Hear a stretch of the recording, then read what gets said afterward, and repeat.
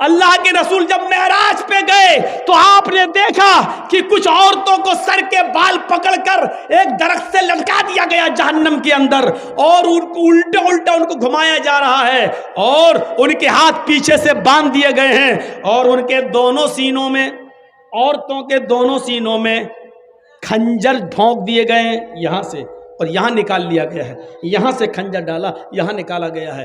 پوچھا اللہ کے نبی نے، جبریل یہ کون عورتیں ہیں جن کو اتنا دردناک جہنم میں عذاب دیا جا رہا ہے، جن کے سر کے بال پکڑ کر ان کو لٹکا دیا گیا ہے اور ان کے سینوں میں کھنجر چبھو دیے گئے ہیں؟ جبریل نے فرمایا، اے اللہ کے نبی، یہ وہ عورتیں ہیں جو دنیا میں اپنے بال کھول کر چلا کرتی تھیں، اپنے بالوں کو دوپٹے سے نہیں ڈھانکتی تھیں، اپنے سر پر اوڑھنیاں نہ ڈالا کرتی تھیں، اپنے سروں پر اوڑھنیاں نہیں اوڑا کرتی تھیں، یہ کھلے بال لے کر چلتی تھیں، بازار میں، اسکولوں میں، کالجوں میں ان کے بال کھلے رہتے تھے، اور یہ وہ عورتیں جن کے سینوں میں کھنجر ڈال دیے گئے ہیں، یہ اپنے سینوں پر اوڑھنیاں، چادر نہیں ڈالتی تھی، اتنا ٹائٹ کپڑا پہنتی تھی کہ کپڑا پہننے کے باوجود ان کے سینے کا حصہ اٹھا ہوا نظر آتا تھا۔ غیر مرد ان کے سینے پہ نظر ڈالا کرتے تھے، آج ان کے سینوں کو چبھو دیا گیا ہے، ان کے سینوں میں کھنجر ڈال دیا گیا ہے، ان کے سینوں میں کھنجر بھونک دیا گیا ہے۔ ہماری ماں بہنیں یہ عذاب پہ کہیں مبتلا نہ ہوں، ان کے سر کے بال پکڑ کر ان کو لٹکایا نہ جائے، ان کے سینوں میں کہیں کھنجر نہ چبھ ہو جائیں۔ ان کو کہو اپنی بیٹیوں سے اسکول میں جائیں تو کم سے کم اوڑھنیاں اور ڈھیلی چادر اپنے جسموں پہ ڈال لیں۔ فرمایا ایک ایسا زمانہ آ جائے گا کہ عورتوں کو دیکھو گی کہ کپڑے پہننے کے باوجود ننگی ہوں گی، ممیلات و مائلات، لوگوں کی طرف مائل ہوں گی اور ان کو اپنی طرف مائل کریں گی، اتنا میک اپ کریں گی، لال رنگ کا کپڑا تو لال رنگ کی لپسٹک، بلو رنگ کا کپڑا تو بلو رنگ کی لپسٹک، ہرے رنگ کا کپڑا تو ہرے رنگ کی لپسٹک، میچنگ نہیں بگڑنی چاہیے، میچنگ نہیں بگڑنی چاہیے۔ یہ میک اپ اتنا کریں گی کہ نوجوانوں کو اپنی طرف کھینچیں گی اور خود نوجوانوں کی طرف کھنچ جائیں گی۔ لا يدخلن الجنت ولا یجدن ریحھا، یہ عورتوں کو جب دیکھو تو سمجھ لینا یہ عورتیں کبھی جنت میں داخل نہیں ہوں گی اور جنت کی خوشبو بھی نہیں پائیں گی۔ ایسی عورتوں پر اللہ نے جہنم واجب کر دی اور جنت کو حرام کر دیا، یہ عورتیں کبھی جنت کے اندر داخل نہیں ہوں گی۔ جنت میں داخلے کے لیے ڈھیلا ڈھالا کپڑا ضروری ہے، پردہ ضروری ہے۔ حضرت فاطمہ کا انتقال کا وقت آیا تو رو رہی تھی، کہا علی نے کیوں رو رہی ہو، ایک دن تو سب کو اس دنیا سے جانا ہے۔ کہا علی میرے شوہر، میری ایک وصیت ہے اس کو یاد رکھنا۔ بتاؤ تم میری بیوی ہی نہیں محمد رسول اللہ کی بیٹی بھی ہو، بتاؤ کیا وصیت ہے؟ فرمایا جب میرا انتقال ہو جائے، میری روح نکل جائے تو مجھے رات میں دفنانا، دن میں نہیں۔ عشاء کی نماز کے بعد اندھیرے میں میرا جنازہ لے کر قبرستان جانا، دن میں نہیں۔ حضرت علی نے کہا یہ تم نے ایک نئی مصیبت میرے اوپر ڈال دی، مان لو فجر کے بعد اگر تمہارا انتقال ہو جاتا ہے تو ظہر کے بعد دفن کیا جائے گا، ظہر میں انتقال ہوتا ہے تو عصر میں، اب فجر کے بعد اگر انتقال ہو جائے تب بھی ہم عشاء کے بعد تمہیں دفنائیں، یہ کہاں کی عقل مندی ہے؟ فرمایا اے علی، اے میرے شوہر، میرے اوپر یہ احسان کرنا جو میں آپ سے کہہ رہی ہوں، میرے جنازے کو رات کی تاریکی میں لے جانا، میرے جنازے کو رات کے اندھیرے میں اٹھانا۔ پوچھا ایسا کیوں کہہ رہی ہو؟ کہتی ہے کہ میں ایسا اس لیے کہہ رہی ہوں کیونکہ میں یہ نہیں چاہتی کہ میرے مردہ جسم پر پڑے ہوئے کفن پر بھی کسی غیر مرد کی نظر پڑے، میرے مردہ جسم پر پڑے ہوئے کفن پر بھی کسی غیر مرد کی نظر پڑے۔ میں چاہتی ہوں کہ میرا جنازہ جب اٹھے تو میرے کفن کو بھی کوئی نہ دیکھے، میری شکل صورت تو بہت دور کی بات ہے۔ حضرت فاطمہ کی یہ نصیحت تھپڑ مار رہی ہے آج ہماری بیٹیوں اور ہماری بیویوں کے منہ پر، ہماری عورتوں کے منہ پر۔ غور کریں، مرنے کے بعد کوئی نکاح نہیں کر سکتا ہے، مرنے کے بعد کوئی کسی سے دلچسپی نہیں رکھتا ہے، کتنی خوبصورت لڑکی کیوں نہ زمین پہ پڑی ہو، اگر مر گئی تو اس کی طرف کوئی انٹرسٹ نہیں لیتا ہے۔ لیکن حضرت فاطمہ کیا کہہ رہی ہیں کہ میرے انتقال کے بعد میرے مرے ہوئے جسم پر پڑے ہوئے کفن پر بھی کسی غیر مرد کی نظر نہ پڑے۔ ایک طرف اس پردے کو دیکھیے اور ایک طرف ہمارا سماج، ہماری سوسائٹی، اور اس سوسائٹی میں گھومنے والی آوارہ گائیں، آوارہ بھیڑوں کو دیکھیے۔ آج مجھے کہنا پڑ رہا آوارہ گائیں، آوارہ بھینسیں، آوارہ بکریاں، آوارہ بھیڑیں، ان کو کہنا پڑ رہا ہے۔ آپ یہ مت کہیے کہ مولانا جرجیس مثال غلط دے رہے ہیں، ضرورت پڑنے پر قرآن نے بھی چوپایوں کی مثال دی ہے۔ اولئک کالانعام بل ھم اضل، یہ چوپایوں کی طرح ہیں بلکہ ان سے بھی زیادہ گئے گزرے۔ جب قرآن انسان کو اللہ چوپایوں کی طرح کہہ سکتا ہے، اگر ہم نے ان کو بے لگام گھوڑی اور بے لگام اونٹنی یا ہم نے آوارہ بھیڑ و بکری کہہ دیا تو کوئی غلط یہ چیزیں ہمیں اپنے سماج سے دور کرنے کی ضرورت ہے۔ حضرت عمر فاروق کے زمانے میں تو ایک ایک چیز پر نظر رکھی جاتی تھی، ایک ایک چیز پر۔ حضرت عمر رات کی تاریکی میں گشت کر رہے ہیں۔ اب دیکھیے، اچھا یہاں دیکھتا ہوں میں، بس میں نے دیکھ لیا ہے، اب سنیے، میری نظر میں آ گیا، میری آنکھوں نے فوٹو کھینچ لیا اس کا۔ حضرت عمر رات کی تاریکی میں گشت کر رہے ہیں، ایک دروازے سے کے پاس سے گزرتے ہیں، اندر ایک عورت کے کراہنے کی آواز آتی ہے۔ آگے بڑھتے ہیں تو سنتے ہیں کہ ایک عورت شعر پڑھ رہی ہے، اور شعر پڑھتے ہوئے کہہ رہی ہے، اگر مجھے عمر کے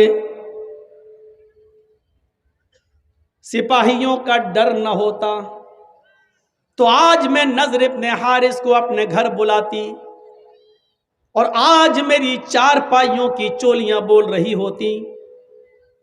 مجھے عمر کا ڈر نہ ہوتا تو آج نضر ابن حارث سے میں اپنے جسم کی تسکین کر لیتی، نضر ابن حارث کو بلا لیتی اور میں اس کے ساتھ اپنا منہ کالا کر لیتی، اپنی چار پائی کی کچر مروا لیتی، اس کی آوازیں نکل جاتی۔ یہ عربی میں شعر پڑھ رہی تھی جس کا ترجمہ میں نے آپ کے سامنے رکھ دیا۔ حضرت عمر نے اس مکان کا نمبر نوٹ کر لیا، ذہن میں بٹھا لیا اور پتہ لگانے لگے کہ نضر ابن حارث کون ہے۔ یہ عورت نضر ابن حارث کو کیوں یاد کر رہی تھی؟ جب نضر ابن حارث کو بلا کر حضرت عمر کے پاس لایا گیا تو کیا دیکھتے ہیں کہ وہ تو بہت نیک آدمی ہے، بہت شریف آدمی ہے، بڑے عبادت گزار ہیں۔ پوچھا امیر المومنین نے، عمر فاروق نے، اے نضر، اس جگہ پر میرا گزر ہوا، وہاں ایک عورت رہتی ہے اس نام کی، مجھے بتاؤ کہ اس نام کی عورت سے تمہارا کیا تعلق ہے؟ نضر ابن حارث نے کہا، اللہ کی قسم، نہ تو میں نے اس عورت کا نام سنا ہے اور نہ ہی میں اس عورت کو جانتا ہوں کہ وہ کون ہے۔ وہ مجھے کیسے جانتی، مجھے نہیں معلوم۔ جب انہوں نے قسم کھا کر یقین دلایا تو حضرت عمر نے ان کو چھوڑ دیا، لیکن حضرت عمر کو بڑا تعجب ہوا کہ نضر ابن حارث نے کہ اندر اس عورت نے کیا دیکھ لیا ہے جو ان کو یاد کر رہی تھی۔ ایک طرفہ آگ لگی ہوئی تھی محبت کی اور کہہ رہی تھی کہ اگر مجھے عمر کا ڈر نہ ہوتا تو نضر ابن حارث کو میں اپنی چارپائی پر بلاتی اور آج میں اس کے ساتھ زنا کرتی، میں اس کے ساتھ مکالا کرتی۔ اب حضرت عمر نے اس عورت کو بلوایا، جب وہ عورت آئی تو اس سے پوچھا، اے عورت، نضر ابن حارث کون ہے؟ پہلے تو وہ آناکانی کرنے لگی، کون نظر، میں نہیں جانتی۔ حضرت عمر نے اپنے خادم سے کہا، کوڑا نکالو، یہ ایسے جواب نہیں دے گی۔ جب حضرت عمر فاروق نے کوڑے کو لہرایا تو کہنے لگی، بتا رہی ہوں۔ کوڑا دیکھتے ہی کہنے لگی، بتا رہی ہوں۔ پھر اس نے بتایا کہ نضر ابن حارث مجھے نہیں جانتا، لیکن میں نضر ابن حارث کو اچھی طرح جانتی ہوں اور میرا دل اس کے اوپر آمادہ ہے۔ میرا شوہر کئی سالوں سے گیا ہوا ہے، ابھی تک لوٹ کر نہیں آیا ہے۔ تو کہا، یہ بتاؤ، نضر ابن حارث تو تمہیں جانتے ہی نہیں ہے، پھر کیا بات ہے؟ تمہیں نظر کے اندر کیا چیز اچھی لگی؟ کون سی چیز ہے نظر کی جس نے تمہارے دل میں نظر کے لیے جگہ بنا لی؟ عورت کہتی ہے، امیر المومنین، ہمیں نضر ابن حارث کے آگے کے بال بہت اچھے لگتے ہیں، ان کے زلفیں بہت اچھی لگتی ہیں، جب وہ عمامہ یا پگڑی اتار لیں تو ان کے بال آگے کے بڑے خوبصورت ہیں، اور ان بالوں کی وجہ سے میرا دل نضر ابن حارث کے اوپر آ گیا۔ آپ نے کہا، جاؤ۔ اب نضر ابن حارث کو دوبارہ بلایا گیا۔ نضر ابن حارث جب دوبارہ آئے، امیر المومنین نے کہا، آئے نضر، پگڑی اتارو۔ نضر ابن حارث نے جب عمامہ اتارا، پگڑی اتاری تو کیا دیکھتے ہیں کہ ادھر کے آگے کے بال واقعی ان کے بڑے ہوئے ہیں. یہاں آپ پیچھے کے بال بڑھا سکتے ہیں تھوڑے بہت، یہاں تک یہاں تک یہاں تک، لیکن آگے کے بال آپ یہ زلفیں جو ہوتی نا، کبھی دیکھا کبھی کبھی کچھ لوگ تیرے نام، سلمان خان ہجڑے جیسی وہ ایکٹنگ ایسے، یہ آگے کے بال صحیح نہیں ہیں. قرآن نے آگے کے بالوں کے بارے میں کیا کہا؟ لَنَسْفَعًا بِالنَّاسِيَةِ، قیامت کے دن ہم ابو جہل کو پیشانی پکڑ کر گھسیٹیں گے اور گھسیٹ کر جہنم میں ڈال دیں گے. پیشانی ماتھا تھوڑی پکڑا جاتا ہے، کوئی پکڑ کے دکھائے پکڑ جائے گا نہیں. تو پیشانی پکڑنے کا مطلب یہ آگے کے بال، یہ بال پکڑ کر ابو جہل کو گھسیٹ کر اس کو جہنم میں ڈالا جائے گا قیامت کے دن. تو میرے بھائیوں، آگے کے بال، پیشانی کے بال رکھنا یہ ابو جہل کی نشانی ہے، ابو جہل کی عادت ہے. ابو جہل نے آگے کے بال رکھے تھے، اس لیے اللہ نے ابو جہل کے بالوں کا ذکر کر دیا. ہم اس کو آگے کے بال پکڑ کر، پیشانی کے بال پکڑ کر اس کو گھسیٹتے ہوئے جہنم میں ڈال دیں گے. یہاں میری آنکھیں فوٹو کھینچ چکی ہیں، اب سوچ لو کس کے بال محمد رسول اللہ کی طرح ہو، کس کے بال ابو جہل کی طرح، سوچ لو. تو نضر ابن حارث کے جب بال دیکھے تو کہا امیر المومنین نے، اے نضر ابن حارث، تمہارے آگے کے اور سامنے کے بالوں نے مدینے کی عورتوں کو فتنے میں ڈال دیا، مدینے کی عورتوں کو خطرے میں ڈال دیا ہے. تمہارے آگے کے یہ ہپی کٹ بال دیکھ کر مدینے کی عورتیں اپنے آؤٹ آف کنٹرول ہونے لگی ہیں، اپنے قابو کھونے لگی ہیں. ادھر آؤ.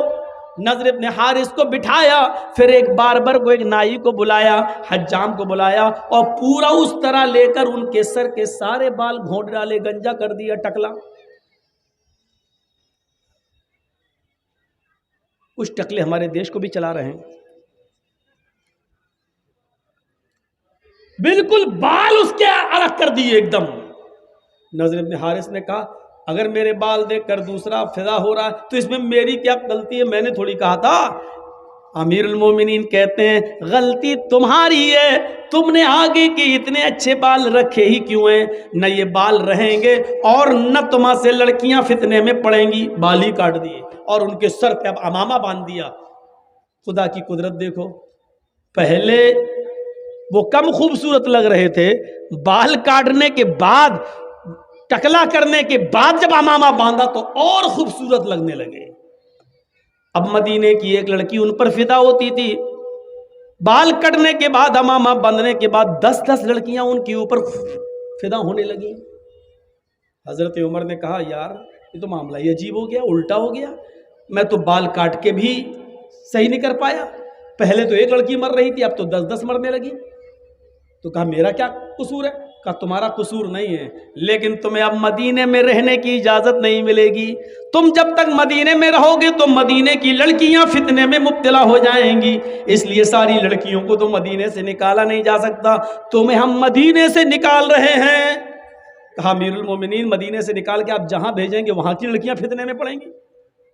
کہا کہ میں ایسی جگہ تمہیں بھیج رہا ہوں جہاں مسلمان نہیں ہوں گے، ہم تمہیں عیسائیوں کی بستی میں بھیج رہے ہیں اور تمہارے اوپر یہ ذمہ داری ڈال رہے ہیں کہ تم وہاں جا کر دین کی تبلیغ کرو گے، دین کی دعوت دو گے، دین کا پیغام پہنچاؤ گے. وہاں رہنے کے بعد اگر کوئی اسلام لے آتی ہے اور اس کے بعد تم سے شادی کرنا چاہتی ہے تو شادی کرنے میں کوئی حرج کی بات نہیں ہے، کم سے کم مدینے کی لڑکیاں تو فتنے میں محفوظ رہیں گی فتنے سے. نضر ابن حارث کو دوسری کنٹری میں بھیج دیا، دوسرے شہر میں بھیج دیا اور ذمہ داری دے دی کہ اتنے مہینے میں، اتنے دن میں اتنا کام، اتنا دعوت، اتنی تبلیغ کر کے اور پوری ایک لسٹ بنا کر ہمیں بھیجو. جب دن بھر کام ہی میں رہو گے اور پھر یہ عیسائی ہونے کی وجہ سے شاید مسلمان سمجھ کر تم سے پیار ہی نہ کریں، اس لیے تم ان سے دور رہنا اور تم بھی اور ان کے فتنے میں مت آنا. تو میرے پیارے ساتھیوں، حضرت عمر یہ کرتے تھے، ایک کے بڑے بال دیکھے تو اس کو بھی کاٹ ڈالے. ہمارے سماج کے اندر ابھی کوئی لڑکا کسی لڑکی کو لے کر بھاگ جائے، پنچایت بیٹھ جائے گی، دوسرے دن مکھیا آ جائیں گے، سرپنچ صاحب آ جائیں، صاحب تیرا لڑکا اس لڑکی کو لے کے بھاگا، ہاں کیا ہو؟ 2 लाख रुपए जुर्माना दो, उसकी लड़की की ज़िंदगी बेकार हो गई, बेचारी बदनाम हो गई, या इस लड़के के साथ अब निकाह करो चलो, या तो निकाह करवा दिया जाएगा या जुर्माना मुतय्यन कर दिया जाएगा। जिस तरह लड़का लड़की को लेके भाग रहा है उसकी पंचायत तुम बिठा देते हो। समाज के अंदर किसी के आगे के बड़े बाल हैं, कितनी पंचायतें बिठाई हैं। शराब कोई पीता है समाज के अंदर, कभी पंचायत बिठाई है? नमाज नहीं पढ़ते हैं लोग, मस्जिदों के सामने चाय की होटलों पे बैठे रहते हैं। इन पंचों ने कभी बैठकर उन बेनमाजियों के लिए कोई मीटिंग की है? नहीं मेरे भाइयों, समाज का एक बड़ा हिस्सा है, आपको ये करना पड़ेगा, आपको ये करना पड़ेगा। हजरत उमर फारूक रजी अल्लाह ताला अन्हु ने एक बार फजर की नमाज पढ़ाई, और फजर की नमाज पढ़ाने के बाद जब सलाम फेरा तो क्या देखा कि एक आदमी की फजर की नमाज में 1 रकात छूट गई, यानी वो बाद में आया था। हजरत उमर 1 रकात पढ़ा चुके थे, वो बाद में आया तो 1 रकात में शामिल हो गया। तो अब जब सलाम फेरा जाएगा तो 1 रकात बाद में पढ़ेगा ना, वो पूरी करेगा। तो हजरत उमर ने उसको देखा, है ये बाद में आया, फिर देखते रहे, पता चला 1 ही रकात उसने पढ़ी, यानी 1 मिल गई थी, 1 पढ़ ली और 1 बाद में पूरी कर ली। हजरत उमर ने उसको कुछ नहीं कहा। जब बाहर निकले तो खुफिया जो CID होती है, खुफिया CID जो गुप्त तरीके से पता लगा के खबर देती है कि यहाँ इस्लाम के ख़िलाफ़ ये लोग हैं, ये षड्यंत्र रच रहे हैं, तो खुफिया CID को बुलाया और कहा कि देखो वो आदमी जो वो देखो, वो कहा, हाँ देखा, उसका नाम डायरी पे नोट करो। CID ने नोट कर लिया। कहा कि इसके बारे में पता लगाना, ये रोज़ देर से आता है या आज ही देर से आया है, नज़र रखना। मैं तो दूसरी बस्ती में दूसरे इलाके में जा रहा हूँ, कल भी देखना और परसों भी देखना। अगर कल भी देर से आया और परसों भी देर से आया, अगर ये 3 दिन देर से आया तो मैं इसको सज़ा दूंगा। CID ने कहा क्या सज़ा देंगे? कहा मैं इसका दाहिना हाथ काट दूंगा और बायां पैर, या दायां पैर काट दूंगा और बायां हाथ। हम इसका 1 हाथ काटेंगे और इसका 1 पैर काट देंगे। अगर दायां हाथ काटेंगे तो बायां पैर, और बायां हाथ काटेंगे तो दायां पैर, इसको खिलाफ से हम काट देंगे, हम इसको ये सज़ा देंगे। कहा अमीरुल मोमिनीन क्यों? कहा मैंने जनाब मुहम्मदुर रसूलुल्लाह को ये फरमाते हुए सुना है कि मुनाफिकों के ऊपर 2 नमाजें बड़ी भारी होती हैं, एक इशा की और एक फजर की। वो इशा की नमाज में सुस्ती करते हैं और फजर की नमाज में ताखीर से आते हैं। अगर ये 2 दिन और देर से आया तो मैं समझूंगा कि ये मुनाफिक है।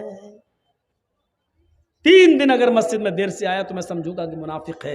1 वक्त की नमाज छूटी थी, वो भी 1 रकात।